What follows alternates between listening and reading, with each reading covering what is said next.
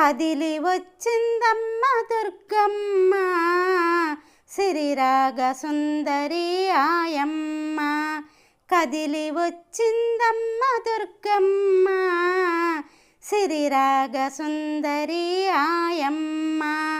జగమేలే స్వామికి సగభాగం అయ్యి నిలిసిందమ్మ దుర్గమ్మ. శ్రీగిరిపైనే నివాసం కొలువు తీరున్నారు మన కోసం. కదిలి వచ్చిందమ్మ దుర్గమ్మ సిరిరాగ సుందరి ఆయమ్మ. కొలిసి పిలిసామంటే వచ్చేను మన కంటి రెప్పలో నిలిచేను.